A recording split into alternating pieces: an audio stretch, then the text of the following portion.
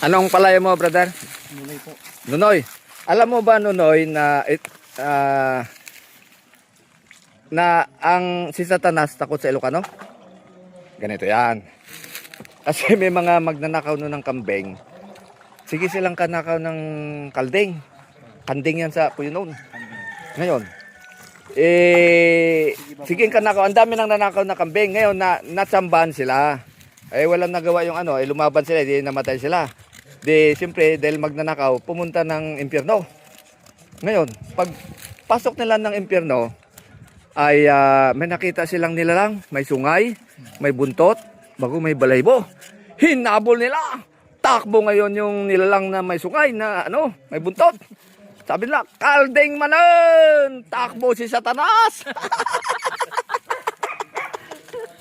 Kaya ang conclusion ko, Brad Nonoy, si Satanas takot sa Ilocano. Kasi mapulutan siya.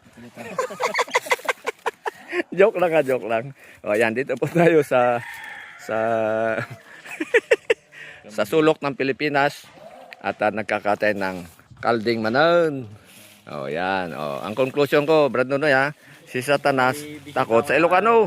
Slovak. God bless you. May